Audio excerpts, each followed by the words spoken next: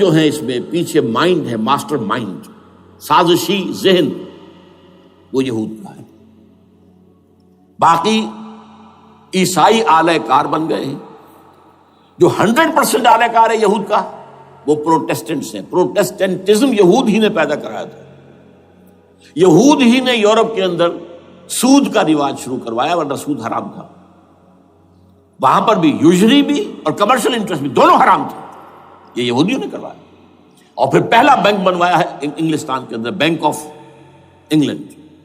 اور جو پوپ کے خلاف بغاوت کرائی تو پہلی بغاوت ہوئی انگلستان کے اندر، جو چرچ آف انگلینڈ علیحدہ ہو گیا پوپ سے، اور اسی کو یہودیوں نے قرار دیا یہ ہمارا ماڈرن اسرائیل ہے، یہ اسرائیل ہمیں دیا ہے گاڈ نے، یہ جو ہے برطانیہ۔ اس کے کچھ عرصے کے بعد یہی جو ہے ایکسوڈس ہوا ہے اور وہ امریکہ میں جا کے آباد ہوئے۔ لہذا امریکہ کو بھی جیوز نے کہا ہے دس از اندر اسرائیل، یہ ہے ہمارے اصل اسرائیل، ماڈرن اسرائیل یہ ہے۔ اس لیے کہ جو انہیں وہاں پر اقتدار حاصل ہوا ہے، جو قوت حاصل ہوئی ہے، جس قدر دولت انہوں نے وہاں جمع کی ہے، وہاں کے جس طریقے سے جکڑ لیا ہے حکومتوں کو، فرنگ کی رگے جہاں پنجے یہود میں ہے۔ ٹھیک 100 سال پہلے علامہ اقبال یہ مشاہدہ کر کے آ گئے تھے یورپ میں، اور کون دیکھنے والا تھا کہ وہاں کیا ہو رہا ہے، بیہائنڈ دی سین کیا ہے، سامنے کیا ہے، پردے کے پیچھے کیا ہے۔ فرنگ کی رگے جہاں پنجے یہود میں۔ اس وقت فرنگ کا امام تھا برطانیہ، یہ وہ سلطنت تھی جس پر سورج کبھی غروب نہیں ہوتا تھا۔ آج وہ فرنگ کا امام امریکہ ہے۔ یہ برطانیہ تو اب وہ جو ایک نظم ہے کہ بچپن میں پڑھی تھی، London Bridge is going down going down going down, اس کی مثال ہے۔ برطانیہ کی کوئی حیثیت ہی نہیں، ورلڈ پاور کی حیثیت نہیں ہے، وہ تو چھوٹا بھائی اس نے بنا رکھا امریکہ نے اپنا، تو اس حیثیت سے جو ہے اس کی کوئی حیثیت ہے، ورنہ کوئی اور حیثیت نہیں۔ بہرحال ان دونوں میں یہ ہے کہ پیچھے ماسٹر مائنڈ، سازشی ذہن، پلاننگ، اسکیم ساری یہودیوں کی۔ اعلی کار امریکہ سب سے بڑھ کر، اس کے بعد برطانیہ ہے، اور اس میں اصل پروٹیسٹنٹس، ان میں بیپٹسٹ، ان میں اس سے بھی آگے بڑھ کر ایونجلسٹ، جن کو کہتے ہیں بورن اگین کرسچنز، جن کو کہتے ہیں نیو کنزرویٹو کرسچنز، یہ تمام اصطلاحات آپ اخبارات میں پڑھتے ہوں گے، ان کو گروپ کر لیجیے۔ یہ اصل اعلی کار، ان کو ایک نیا نام دیا گیا ہے کرسچین زائنسٹ۔ ایک یہودی زائنسٹ ہیں، سارے یہودی زائنسٹ نہیں ہیں، بہت سے یہودی ہیں جو یہ زائنسٹ کے مخالف ہیں۔ چنانچہ میری ہیوسٹن میں ملاقات ہوئی تھی ڈاکٹر وشو گرانٹ، بہت بڑا پروفیسر ایمیریٹس یہودی، لیکن یہ کہ اس نے کہا، بڑے اجتماع میں کہا، ہمارا اجلاس تھا وہاں پر، ہم نے یہ جو ہے بلایا تھا ایک یہودی، ایک عیسائی اور ایک مسلمان، تینوں جو ہیں وہ تقریریں کریں۔ انہوں نے کہا تھا کہ وی آر ناٹ سپورٹنگ اسرائیل۔ اس نے وہ عیسائی جو آیا ہوا تھا پروفیسر، اس کی طرف they are supporting Israel, we are not supporting Israel. اسی طرح میری جو ہوئی تھی round table conference, round table, اس میں ایک یہودی پروفیسر تھے، وہ ہسٹری کے پروفیسر، میں نام بھول رہا ہوں ان کا، انہوں نے کہا آئی ایم اینٹی زائنزم، میں زائنزم کے خلاف ہوں۔ تو زائنزم جو ہے اصل میں ایک سیکولر یہودیوں کی تحریک ہے، اور اس کے سب سے بڑے سپورٹرز کرسچین زائنسٹ وہ امریکہ میں بیٹھے ہوئے۔ تو یہ ہے صورتحال۔ یہ جان لیجئے کیتھولکس جو ہیں یہ اتنے پرو یہودی نہیں ہیں، اب رفتہ رفتہ وہ بھی اس کے اندر آ کر شامل ہو گئے۔ یورپ جو ہے زیادہ Catholics, Roman Catholics, Roman Catholics کا یہ بھی آپ نے جملہ پڑھ سنا ہوگا کہ یہ جو ترکی جو ہے ہمارا ملک، یہ جو کوشش کرتا رہتا ہے گھسنے کی یورپین یونین کے اندر، تو ایک دفعہ جان شراق نے کہا تھا، بڑا پیارا جملہ تھا، Why doesn't Turkey understand that we are a Christian club؟ یہ ہماری جو یونین ہے یورپین، یہ تو کرسچین کلب ہے، وہ مسلمان ہے، وہ کس وجہ سے آنا چاہتا ہے اندر، کیوں تو خود داخل ہونا چاہتا ہے؟ Why doesn't Turkey understand that we are a Christian club؟ لیکن یہ ہے رومن کیتھولکس، اور ان کا میں بعد میں آپ کو بتاؤں گا۔ یہی آپ کو معلوم ہے کہ یورپ نے عام طور پر اسرائیل کا اتنا ساتھ نہیں دیا جتنا جو امریکہ دیتا رہا ہے، اور کسی درجے میں ان کے دلوں میں سافٹ کارنر جو ہے عرب فلسطینیوں کے لیے بھی رہا ہے۔ یہ معاملہ ایران کے بارے میں بھی رہا ہے، جس قدر اسٹرانگ ایکشن امریکہ لینا چاہتا ہے، یہ جو ہے اس کے ساتھ نہیں ہے۔ یہ دونوں کا فرق ہے، وہ میں اس کا ایک بنیاد بعد میں بتا دوں گا آپ کو۔ بہرحال ان کا ایک جو ایجنڈا ہے وہ سمجھیے کہ دو اس کے نکات ہیں۔ دو رسیوں کے مانند یہ آپس میں بٹا ہوا ہے. پہلا، عالم اسلام کے مادی اور مالیاتی وسائل خصوصاً تیل پر قبضہ. یہ ان کا دنیاوی اعتبار سے، دولت کے اعتبار سے، وسائل کے اعتبار سے اس وقت کا ایجنڈا ہے. ویسے تو اس سے اوپر وہ چاہتے ہیں پوری دنیا پر، وہ تو بات کی بات ہے، لیکن ابھی نہ وہ روس کو چھیڑ رہے ہیں نہ چین کو چھیڑ رہے ہیں. چین تو ان کا سب سے بڑا جو ہے بزنس پارٹنر ہے، سب سے بڑا، اور چین کو رفتہ رفتہ وہ اپنی لائن پر لا رہے ہیں. اب تو صرف یہ کہ وہ ایک پارٹی گورنمنٹ وہاں رہ گئی ہے جو کہ کمیونزم کے دور کی یادگار ہے، باقی ان کی جو اکانومی ہے وہ تو آ چکی ہے اسی رخ کے اوپر جو یورپ کی ہے، مغرب کی ہے. نمبر 2 ایجنڈا کیا ہے؟ دنیا میں کہیں بھی اسلام کے بحیثیت ایک نظام زندگی ظاہر ہونے کا کوئی موقع نہیں دینا. We have to nip the evil in the bud at any cost. یہ ان کے ایجنڈے کا دوسرا بڑا ہے. یہ دو ہے انٹرٹوائنڈ. جیسے آپ لڑیوں کو بٹ دے کر رسی بناتے ہیں، ایسے یہ دو لڑیے ہیں. اسلام کا پولیٹیکل سوشو اکنامک سسٹم کہیں نہ آ جائے دنیا میں، ہو نہ جائے آشکارا شر پیغمبر کہیں. یہ ابلیس نے کنکلوڈ کیا ہے، وہ جو ابلیس کی مجلس شورا ہے، ہو نہ جائے آشکارا شر پیغمبر. کہیں ایسا نہ ہو کہ پیغمبر کی شریعت دنیا کے سامنے آ جائے، پیغمبر کا نظام آ جائے. الحذر، آئین پیغمبر سے 100 بار الحذر.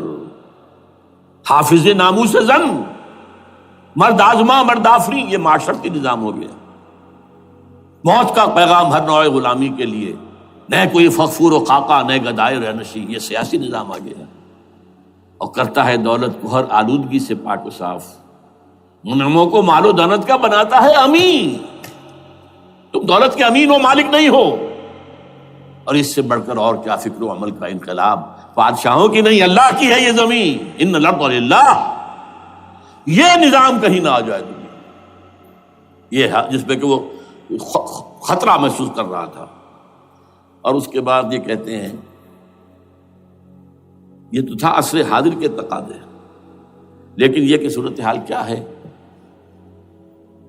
ہو نہ جائے آشکارا شرع پیغمبر کہیں. ہے یہی، یہ معاملہ اس طرح رکھو کہ خود مومن ہے محروم یقین. یہ غنیمت ہے کہ خود مومن ہے محروم یقین. ہمیں اگر کوئی سہارا ملتا ہے تو اس سے کہ مومنوں کو بھی، نام نہاد مسلمانوں کو بھی اپنے اس نظام پر یقین نہیں. وہ نماز پر یقین رکھتے ہیں، روزے پر رکھتے ہیں، زکوٰۃ کو بھی جو بھی اللہ تعالیٰ جس کو توفیق دیتا ہے، حج کرتے ہیں، عمرے کرتے ہیں، یہ ہے سب. لیکن یہ کہ یہ غنیمت ہے، چشم عالم سے رہے یہ پوشیدہ یہ آئین تو خوب. وہ ابلیس کہتا ہے کہ یہ آئین چشم عالم سے پوشیدہ رہنا چاہیے. یہ غنیمت ہے کہ خود مومن ہے محروم یقین. ہمارے لیے جو ہے اگر کوئی سانس لینے کی جگہ ہے وہ یہ ہے، حوصلہ افزائی اگر ہے تو اس میں ہے کہ خود مومن محروم یقین ہے، اس کے سامنے وہ راستہ ہے ہی نہیں. اب لیجئے یہودیوں کے ایجنڈے کو میں تجزیہ کر رہا ہوں. سب سے پہلے World Bank, IMF، globalization, TRIPS, ان تمام ہتھ کنڈوں کے ذریعے عالمی مالیاتی استعمار جو بظاہر امریکہ کا ہوگا حقیقتاً یہود کا ہوگا. یہودیوں کے نزدیک پوری نوع انسانی حیوانوں کے مانند ہے. They are not human beings. They are goyams. They are Gentiles. یہ انسانی شکل میں حیوان ہے. اور جیسے حیوانوں کو ایکسپلائٹ کرنا، استعمال کرنا انسانوں کا حق ہے. گھوڑے کو آپ باندھتے رہے ہیں نا ٹانگے کے آگے، اور بیلوں سے آپ ہل جتواتے رہے ہیں، تو جیسے یہ حق ہے ایسے ہمارا حق ہے پوری دنیا کے جو ہے وسائل ان کو کھینچے. ہاں جیسے گھوڑے اور بیل کو بھی کوئی نہ کوئی دانہ تو ڈالنا پڑتا ہے، چارہ تو دینا پڑتا ہے، تو ان کو بھی کچھ دو. یہ پوری نوع انسانی ورکرز بن کر رہ جائے، حیوان بن جائیں، بالکل شہوت کے غلام بنا دو انہیں، اخلاقی اقدار کا بیڑا غرق کر دو، خاندانی نظام کو تہوبالا کر دو. یہ باقاعدہ جو Protocols of the Elders of دی زائن تھے ان سب میں موجود ہے لکھا ہوا، جو 1897 میں انہوں نے پاس کیا اپنا پروگرام بیسل میں. سوئٹزرلینڈ کا ایک شہر ہے. protocols of the elders of the Zion. ان کو حیوان بنا دو، بس حیوانوں سے کام لیتے رہو. ہاں ان کی کمائی کا کچھ حصہ ان کے لیے چھوڑ دو، وہ بھی زندہ رہیں، وہ بھی آخر کام کیسے کریں گے، اور اصل جو ہے ملائی کھینچ دو اپنے اس نظام کے ذریعے سے. World Bank, IMF، stock exchange, TRIPS, globalization, اس کے ذریعے سے عالمی مالیاتی استعمار. نمبر 2، ایک ہے ان کا ایجنڈا، یہ تو عالمی ہے. دوسرا ایجنڈا کیا ہے؟ وہ لوکل ہے. وہ کیا ہے؟ گریٹر اسرائیل کا قیام، جس میں مصر کا سارا زرخیز علاقہ شامل ہوگا، جو ڈیلٹا کا علاقہ کہلاتا ہے اس کا، جہاں کے اس وقت کے بادشاہ نے، حضرت یوسف علیہ السلام کے زمانے کے بادشاہ نے، وہ فرعونہ کے خاندان میں سے نہیں تھا، وہ عرب تھا. عربوں ہی سے کسی وقت کوئی قوم آئی تھی جو کہ مصر پر قابض ہو گئی تھی. اس نے حضرت یوسف کے خاندان کو لا کے وہاں آباد کیا. بہترین جشن کا علاقہ کہلاتا ہے، بہترین. وہ کہتے ہیں ہمارا ہے، ہم رہے وہاں پر کئی 100 برس تک رہے. عراق ہمارا ہے، وہاں ہمیں قید میں رکھا گیا، نبوکدنضر لے گیا تھا. عرب کا شمالی حصہ جو ہمارا ہے، وہاں خیبر میں یہودی قلعے تھے، اور وہاں مدینے کے اندر جو ہے 3 قبیلے یہودی تھے جنہیں محمد نے صلی اللہ علیہ وسلم نے وہاں سے نکال باہر کیا تھا. یہ جارڈن یہ ترکی کا بھی کچھ حصہ ہمارا ہے. باقی پورا لبنان اور پورا فلسطین، یہ سب اس کے اوپر بنے گا ایک greater Israel. This is there local agenda. اور اس کے لیے ضروری ہے ایک بہت بڑی جنگ. ایسے آسانی سے نہیں ہو جائے گا. آرمگیڈون، جس کو حضور نے فرمایا الملحمۃ العظمیٰ، الملحمۃ الکبریٰ، بہت بڑی جنگ، جس کی خوفناکی اور تباہ ناکی کا اندازہ اس سے کیجئے. حضور فرماتے ہیں کہ اگر ایک باپ کے 100 بیٹے یا ایک دادا کے 100 پوتے ہوں گے تو ان میں سے 99 ختم ہو جائیں گے، ایک بچے گا. اور ایک جگہ فرماتے ہیں اتنی اموات ہوں گی، اتنی لاشیں ہوں گی کہ ایک نفاست پسند پرندہ جو ہے، جو گندگی پہ نہیں اترنا چاہتا. ایک تو ہے یہ کوے، چیلیں، گدھ، وہ تو گندگی ہی کی تلاش میں ہے مردار کھانے کے لیے، وہ تو لاشوں کو نوچ رہے ہوں گے. وہ پرندہ جو ہے نفاست پسند پرندہ، وہ نہیں اتر سکے گا، اڑتا اڑتا چلا جائے گا، لیکن لاشوں کا سلسلہ ختم نہیں ہوگا، یہاں تک کہ تھک ہار کر لاشوں پر گر جائے گا. یہ دور نہیں ہے، اس لیے کہ اس پر متفق ہیں یہودی بھی اور عیسائی. پروٹسٹنٹس، عیسائی اس کے اوپر پوری طرح متفق ہیں. آرمگیڈون، جسے آپ 3rd ورلڈ وار کہہ لیں، الملحمۃ العظمیٰ کہہ لیں، الملحمۃ الکبریٰ کہہ لیں حضور کے الفاظ میں، یہ آئے گی. اس کے نتیجے میں گریٹر اسرائیل بنے گا. نمبر 3، پھر بنے گا 3rd ٹیمپل، جو ٹائٹس نے گرا دیا تھا 70 میں، سن 70 عیسوی، جسے گرے ہوئے کتنا عرصہ ہو گیا؟ 2008. اندازہ کر لیجئے 1800 کتنے برس ہو چکے. وہ دوبارہ بنائیں گے 3rd ٹیمپل، اور اس کے لیے مسجد اقصیٰ کو گرائیں گے، اور ڈوم آف دی راک، قبۃ الصخرہ، وہاں لا کر پھر اس میں کنگ ڈیونز تھرون لا کے رکھا جائے گا. یہ بھی میرے علم میں پہلی مرتبہ اسی ٹرمپٹ رسالے سے آیا. وہ کیا ہے؟ حضرت داؤد کا. آج سے کتنے 1000 سال پہلے کی بات ہے، اندازہ کیجیے. 1000 قبل مسیح، اور یہ اب 2000 ہو گیا عیسوی، 3000 برس تو ہو گئے.